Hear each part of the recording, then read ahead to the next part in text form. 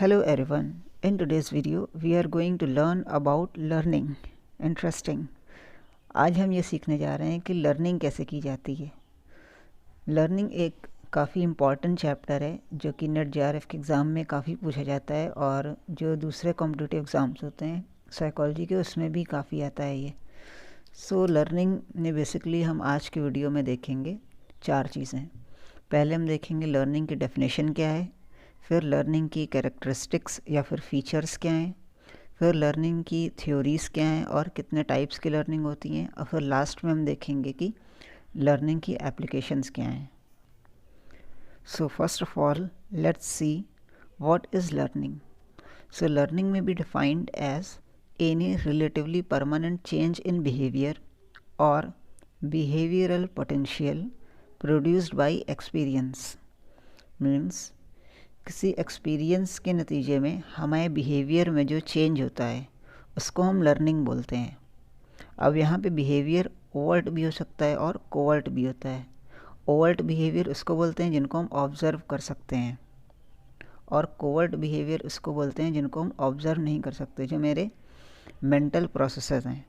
तो ओवर्ट या covert behaviour में किसी भी तरह का चेंज, परमानेंट चेंज किसी एक्सपीरियंस के नतीजे में होना, उसी को लर्निंग बोलते हैं। So learning is defined as any relatively permanent change in behaviour और behavioural potential produced by experience. अब लर्निंग कभी कभी तो रेपिटेटिव एक्सपीरियंस के वजह से होती है और कभी ये सिंगल एक्सपीरियंस की वजह से भी हो जाती है। जैसे हम देखते हैं अगर कोई छोटा बच्चा है वो माचिस जलाता है, ठीक है, फर्स्ट टाइम वो माचिस जला रहा है तो उसकी उंगली जल गई फॉर एग्ज़ाम्पल अगर माचिस से, तो वो सीख जाएगा इस चीज़ को कि माचिस उसको, मतलब माचिस को उसको ध्यान से रखना है, माचिस के साथ वो खेल नहीं सकता है। तो उससे एक एक्सपीरियंस से उसको ये सीख मिल गई कि वो माचिस के साथ खेल नहीं सकता क्योंकि उसकी उंगली जल सकती है इस चीज़ से, ठीक है। इसी तरह दूसरा एग्ज़ाम्पल हम ये देख सकते हैं कि जैसे एक छोटा बच्चा है, ठीक है, अब डॉगी जो है इसको बार्क कर रहा है, डॉगी उसके ऊपर भौंक रहा है, तो बच्चे ने क्या किया, उसको एक ईंटा फेंक के मार दिया उस डॉगी को, ठीक है, डॉगी भाग गया। तो उस बच्चे ने इस एक्सपीरियंस से ये सीखा कि अगर डॉगी उसके ऊपर भौंके तो अगर बच्चा उस पर कोई चीज़ फेंक के मारे तो डॉगी भाग जाएगा। तो ये उसकी एक लर्निंग हो गई उस चाइल्ड की। और कभी कभी कई एक्सपीरियंस के बाद हम कोई चीज़ सीखते हैं, ठीक है। जैसे हम सीखते हैं, जैसे हम बोलना सीखते हैं, ठीक है, तो बोलने में चीज़ें हम कई बार रिपीट करते हैं तब हमें बोलना आता है। एक छोटा बच्चा एक ही चीज़ को कई बार रिपीट करता है, कई वर्ड को, तब वो बोलना सीख पाता है, ठीक है। इसी तरह जैसे हम कोई चीज़ सीखते हैं, कोई गेम खेलना सीखते हैं, तो उस गेम को हम कई बार प्रैक्टिस करते हैं तब उस चीज़ को हम सीख पाते हैं। तो basically learning is any relatively permanent change in behaviour produced by experience, ठीक। Now we will see the characteristics of learning. तो लर्निंग की बेसिकली 3 कैरेक्टरिस्टिक होती हैं या 3 फीचर होते हैं। The first feature is that learning always involve some kind of experience. तो learning में हमेशा किसी न किसी तरह का एक्सपीरियंस इन्वॉल्व होना ज़रूरी है। कोई एक्सपीरियंस होगा उसके बाद हम कोई चीज़ सीखेंगे उस एक्सपीरियंस के नतीजे में, ठीक है। अब वो एक्सपीरियंस कैसा भी हो सकता है, फिज़िकल एक्सपीरियंस हो सकता है या फिर हमने कोई बुक पढ़ी, ठीक है, उसके नतीजे हमने कोई चीज़ सीखी, तो वो भी एक एक्सपीरियंस है बुक पढ़ना, ठीक है। तो एक्सपीरियंस किसी भी तरह का हो सकता है। Then second is behavioural changes that occur due to learning are relatively permanent. अब ये एक इम्पॉर्टेंट पॉइंट है। लर्निंग में हम जो ही बिहेवियर सीखते हैं वो रिलेटिवली परमानेंट होता है। रिलेटिवली परमानेंट का मतलब होता है कि वो कुछ टाइम तक के वो हमें कुछ टाइम तक के वो एक्सपीरियंस जो हमने लर्न किया है वो चीज़ हमें पता होती है, मतलब वो तुरंत भूल नहीं जाता। जैसे इसका एग्जांपल हम देते हैं, जैसे हम लोग ड्राइविंग सीखने कर जाते हैं, ठीक है, तो ड्राइविंग जब हम लोग सीखते हैं 1 महीने तक या 15 दिन तक, तो उसके बाद हमें वो ड्राइविंग आ जाती है, ठीक है। इसी तरह हम कोई गेम खेलना सीखते हैं, तो गेम जब हम सीख रहे हैं तो एक वक्त ऐसा आता है कि हमें गेम खेलना आ जाता है, ठीक है, उसके बाद फिर हम उसको भूलते नहीं हैं, ठीक है। तो permanent change, relatively permanent change है वो एक तरह से, इसको बोलते हैं रिलेटिवली परमानेंट चेंज। मतलब वो चीज़ मेरे अंदर आ गई, ठीक है, अब वो काफ़ी टाइम तक के रहेगी। तो इसके जो सेकेंड इम्पॉर्टेंट इसका पॉइंट है कि रिलेटिवली परमानेंट बिहेवियर है। अगर कोई ऐसा चेंज हुआ बिहेवियर में जो कि परमानेंट नहीं है तो उसको हम लर्निंग नहीं बोलेंगे, उसको हैबिचुएशन बोलते हैं। हैबिचुएशन उसको बोलते हैं कि जब क्या होता है कि फॉर एग्ज़ाम्पल हम कोई ड्रिंक पी रहे हैं, ठीक है। अब जब पहली बार हमने ड्रिंक पी, ठीक है, जैसे फर्स्ट टाइम हमने cold drink P, first time का मतलब ये है कि जब फर्स्ट सिप लिया उसका, ठीक है, तो हमें कोल्ड ड्रिंक अच्छी लगी, सेकंड सिप लिया, थर्ड सिप लिया, ऐसे जो हम 4-5 सिप लेंगे उसका, उसके बाद एक टाइम पे वो हमें कोल्ड ड्रिंक उतनी अच्छी नहीं लगेगी जितनी अच्छी हमको फर्स्ट सिप में लगी थी वो, ठीक है। तो इस चीज़ को बोलते हैं हैबिचुएशन। तो पहले तो हमें बहुत अच्छी लग रही थी लेकिन अब इतनी अच्छी नहीं लग रही है, तो एक बिहेवियर में एक चेंज हो गया मेरे। लेकिन ये जो चेंज है इसको हम लर्निंग नहीं बोलेंगे, इसको हम हैबिचुएशन बोलेंगे, क्योंकि ये चेंज परमानेंट नहीं है, ठीक है। इसलिए इसको हम लर्निंग नहीं बोल सकते। लर्निंग हम उस चीज़ को बोलेंगे जैसे फॉर एग्ज़ाम्पल हमने एक नई ड्रिंक ट्राई करी, ठीक है, हम एक जूस कॉर्नर पे गए और एक नई तरह की ड्रिंक हमने ट्राई करी, लेकिन वो ड्रिंक हमें बिल्कुल भी अच्छी नहीं लगी और मेरे उसके बाद उल्टी भी हो गई पीने के बाद। तो अब इस वजह से क्या हुआ, इस वजह से उस ड्रिंक को हम दोबारा कभी नहीं पिएंगे। ये लर्निंग का एग्जाम्पल है, क्योंकि यहाँ पे जो बिहेवियर चेंज हो रहा है, मतलब हमने पिया उसको लेकिन अब ये डिसाइड किया हम उसको नहीं पिएंगे कभी। ये जो चेंज है ये एक परमानेंट चेंज है, इसलिए ये लर्निंग का एग्जाम्पल है। लेकिन इसके पहले वाला एग्जाम्पल जो हमने दिया जिसमें क्या होता है, change in behaviour due to continuous exposure to stimuli, मतलब जब हम बार बार उस कोल्ड ड्रिंक को पी रहे थे तो मतलब उसका टेस्ट हमें थोड़ा कम लगने लगा पहले के मुकाबले, तो इस चीज़ को हैबिचुएशन बोलेंगे, ना कि लर्निंग। लर्निंग हम तभी बोलेंगे जब चेंज जो है वो मेरा परमानेंट होना चाहिए, ठीक है। तो 2 फीचर्स के ये हो गए। तीसरा फीचर है learning is an inferred process and is different from performance. Inferred process उस चीज़ को बोलते हैं जो कि हम ऑब्जर्व नहीं करते बल्कि हम इन्फ्रेंस निकालते हैं। फॉर एग्जाम्पल इन्फ्रेंस का हम एग्जाम्पल ये दे रहे हैं आपको, जैसे सेब हमने नीचे गिरते हुए देखा, ठीक है, तो अब इससे हम इन्फर कर रहे हैं कि नीचे कोई चीज़ है, मतलब अर्थ के अंदर कोई चीज़ है जिसकी वजह से सेब नीचे गिरा, तो इसको बोलते हैं इन्फ्रेंस, ठीक है। तो लर्निंग भी एक तरह से इन्फर्ड प्रोसेस है। इसका मतलब ये हुआ कि लर्निंग को हम असल में नहीं देखते हैं बल्कि हम परफॉर्मेंस को देखते हैं, परफॉर्मेंस के बेस पे ये इन्फ्रेंस निकालते हैं कि लर्निंग हो गई। जैसे एक टीचर ने अपने स्टूडेंट को बोला कि कल तुम पोएम याद करके आना और हम सुनेंगे, ठीक है। तो स्टूडेंट कल गया और उसने पोएम सुना दी। तो टीचर ने उस जो बच्चे ने जो पोएम सुनाई, तो इस पोएम सुनाने को परफॉर्मेंस बोलेंगे, इसको लर्निंग नहीं बोलेंगे, इसको बोलेंगे परफॉर्मेंस। बच्चे ने परफॉर्म किया मतलब पोएम सुनाई। इस परफॉर्मेंस के थ्रू जो टीचर होगा वो इन्फ्रेंस निकाल लेगा कि इस बच्चे को पोएम याद हो गई, ठीक है। तो लर्निंग इज़ इनफर्ड प्रोसेस। तो 3 ये फीचर हो गए लर्निंग के, ठीक है। And now we will see theories and types of learning. तो पहले हम देखेंगे लर्निंग कितने टाइप्स की होती हैं, ठीक है। तो लर्निंग जो है वो 3 टाइप की होती है, वर्बल लर्निंग, कॉन्सेप्ट लर्निंग और skill learning. Verbal learning means जो हम वर्ड सीखते हैं उनको हम वर्बल लर्निंग बोलते हैं, ठीक है।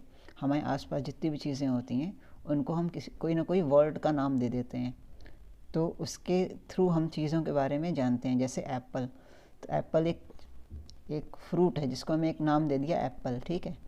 तो इसको बोलते हैं वर्बल लर्निंग। और ये जो वर्बल लर्निंग होती है ये सिर्फ ह्यूमन बींग्स ही कर सकते हैं, कोई दूसरा ऑर्गेनिज्म इस वर्बल लर्निंग को नहीं कर सकता है, ठीक है, क्योंकि सिर्फ ह्यूमन बींग्स ही हैं जो चीज़ों को नाम दे सकते हैं। इसके बाद आता है कॉन्सेप्ट लर्निंग। तो concept is a category that is used to refer to a number of objects and events. Animal, fruit, building and crowd are examples of concepts और कैटेगरीज। तो कॉन्सेप्ट इस चीज़ को बोलते हैं जो जिनमें एक सर्टेन फीचर पाया जाता है, उसके बेस पे हम उनको कैटेगराइज करते हैं। जैसे एनिमल, ठीक है, तो एनिमल हमने पूरी दुनिया में जितने भी एनिमल हैं हमने उनको नहीं देखा है, ठीक है, लेकिन अगर कोई एनिमल हमारे सामने आता है तो हम समझ जाते हैं कि ये एनिमल है, क्योंकि हमें उसकी जो बेसिक कैरेक्टरिस्टिक, जो बेसिक फ़ीचर हैं उनके बारे में हमें पता है कि इन फीचर्स, अगर किसी चीज़ में ये फीचर पाए जाते हैं तो वो एनिमल होता है, ठीक है। इसी तरह बिल्डिंग, हमने दुनिया की सारी बिल्डिंग्स नहीं देखी हैं, फिर भी हम किसी बिल्डिंग को देख के समझ जाते हैं कि एक बिल्डिंग है, ठीक है। तो इस तरह की लर्निंग को बोलते हैं कॉन्सेप्ट लर्निंग। फिर थर्ड काइंड ऑफ लर्निंग होती है स्किल लर्निंग। इसमें हम कोई स्किल सीखते हैं, जैसे कार ड्राइविंग, ठीक है, या एयरप्लेन पायलटिंग, ठीक है, शिप नेविगेटिंग, या फिर जो है क्रिकेट प्लेइंग, ठीक है। तो इस तरह की स्किल हम इसमें सीखते हैं। तो ये 3 तरह की लर्निंग हो गई, वर्बल लर्निंग, कॉन्सेप्ट लर्निंग और स्किल लर्निंग, ठीक है। ये हैं 3 तरह की लर्निंग, वर्बल, कॉन्सेप्ट और स्किल। हम देखेंगे थ्योरीज कौन कौन सी है। तो इसमें 3 ब्रॉड थ्योरीज हैं लर्निंग की, और उसके अंदर सब थ्योरीज भी हैं। तो पहले 3 ब्रॉड थ्योरीज हैं, एक है कंडीशनिंग, ऑब्जर्वेशनल लर्निंग और कॉग्निटिव लर्निंग, ठीक है। तो simplest kind of learning is called conditioning. 2 types of conditioning have been identified. First one is called classical conditioning and second one is called instrumental और operant conditioning. तो conditioning जो simplest kind of learning होती है। conditioning क्या होती है ये हम आगे के वीडियोस में देखेंगे, ठीक है। और conditioning एनिमल्स के अंदर भी होती है, एनिमल्स में भी हम conditioning करवा सकते हैं। सेकेंड जो थ्योरी दी गई वो दी गई ऑब्जर्वेशनल लर्निंग की। तो this form of learning take place by observing others. Earlier this form of learning was called imitation. In this kind of learning human beings learn social behaviour, therefore it is sometimes called social learning. तो इस theory के according हम लोग चीज़ों को देख के सीखते हैं, ठीक है। हम कोई चीज़ देखते हैं और देख के उस चीज़ को इमिटेट करते हैं, मतलब उसकी नकल करते हैं और उसके थ्रू हम चीज़ को सीख जाते हैं, ठीक है। तीसरी जो थ्योरी दी गई वो कॉग्निटिव लर्निंग की दी गई। तो cognitive learning, there is a change in what the learner knows rather than what he does. This form of learning shows up insight learning and latent learning. तो कॉग्निटिव लर्निंग के अंदर 2 theory हैं, एक है इनसाइट लर्निंग की और एक है लेटेंट लर्निंग की थ्योरी, ठीक है। तो कॉग्निटिव लर्निंग बेसिकली ये बोलती है, ये थ्योरी, कि जो है हम जो चीज़ें सीखते हैं वो अपने माइंड में मेंटल मैप बनाते हैं, उसके थ्रू चीज़ों को हम सीखते हैं, ठीक है। अभी हम इसको डीपली नहीं पढ़ा रहे हैं, बस एक ओवरव्यू है, ठीक है, हल्का सा। तो 3 जो ब्रॉड कैटेगरीज हैं थ्योरी की वो हैं कंडीशनिंग, ऑब्जर्वेशनल लर्निंग और कॉग्निटिव लर्निंग, ठीक है। कंडीशनिंग के अंदर 2 तरह की कंडीशनिंग है, क्लासिकल कंडीशनिंग और इंस्ट्रूमेंटल या ऑपरेंट कंडीशनिंग। और इसी तरह से कॉग्निटिव लर्निंग में 2 तरह की थ्योरी है, इनसाइट लर्निंग और लेटेंट लर्निंग, ठीक है। Now will see the application of theories. तो अभी जो हम लोगों ने थ्योरीज पढ़ी हैं 3 तरह की जो हैं, ब्रॉडली ऑपरेंट कंडीशनिंग या फिर सिंपली कंडीशनिंग, और कॉग्निटिव लर्निंग, और तीसरा है ऑब्जर्वेशनल लर्निंग या फिर सोशल ऑब्जर्वेशनल लर्निंग। तो इन 3 थ्योरीज के एप्लीकेशन क्या है। तो जैसे एक एग्जांपल आप देखें कि you tried a new beverage and you disliked it and vomited. आप एक शॉप पे गए, आपने कोई नई ड्रिंक ट्राई करी, आपको ड्रिंक पसंद नहीं आई और उसके बाद आपकी उल्टी हो गई पीने के बाद, ठीक है। तो ये है ऑपरेंट कंडीशनिंग, ये एक ऑपरेंट कंडीशनिंग एग्जांपल है, ठीक है। Second one is cognitive learning. You are struggling to solve math, you revise the example and suddenly you got the idea to solve the problem. आप मैथ का एक कोई question solve कर रहे थे जो आपसे सॉल्व नहीं हो रहा था, आपने पीछे एग्जाम्पल्स देखे, तो एग्जाम्पल से आपको एक आइडिया मिला कि इस तरह से इसको सॉल्व किया जा सकता है इस प्रॉब्लम को, तो आपको वो प्रॉब्लम सॉल्व हो गई, ठीक है। तो ये है कॉग्निटिव लर्निंग का example. And third one is, आप एक कॉन्फ्रेंस में गए जहाँ पे आपको अपना रिसर्च पेपर प्रेजेंट करना था, लेकिन आपने इससे पहले कभी रिसर्च पेपर नहीं प्रेजेंट किया है, तो आपको कोई आइडिया नहीं था। तो आपने क्या किया, वहाँ जो दूसरे पार्टिसिपेंट्स थे उनको नोटिस किया कि वो किस तरह से प्रेजेंट कर रहे हैं। फिर आपकी जब बारी आई तो आपने उसी तरह के उनकी नकल कर ली, उनको इमिटेट कर दिया, ठीक है। तो उनको जब आपने इमिटेट किया तो ये हो गई आपकी सोशल लर्निंग, मीन्स दूसरों को देख के कोई चीज़ आपने सीख ली, ठीक है। तो ये है ऑब्जर्वेशनल लर्निंग। इसके अलावा ऐसी लर्निंग्स भी होती हैं जिसमें ये तीनों तरह की जो थ्योरीज़ हैं वो इन्वॉल्व हो जाती हैं, जैसे कि स्किल लर्निंग, ड्राइविंग करना, ठीक है। ड्राइविंग का कार, जब हम ड्राइविंग करते हैं तो उसमें पहले हम ड्राइवर को ऑब्जर्व भी करते हैं किस तरह से ड्राइव कर रहा है, तो ये हो गया हमारा ऑब्जर्वेशनल लर्निंग।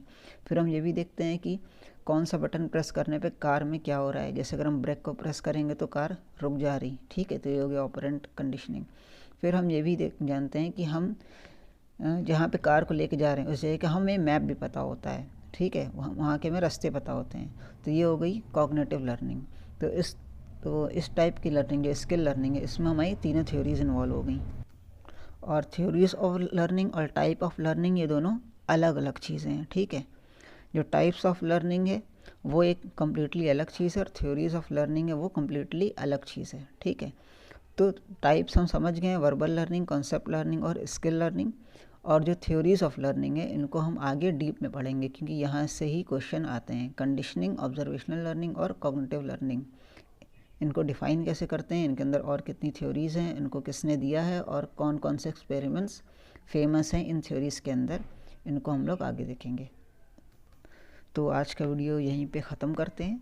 आई होप कि आपको समझ में आया होगा, और आपके अगर कोई डाउट्स हैं तो आप उसको कमेंट में पूछ सकते हैं। Thank you.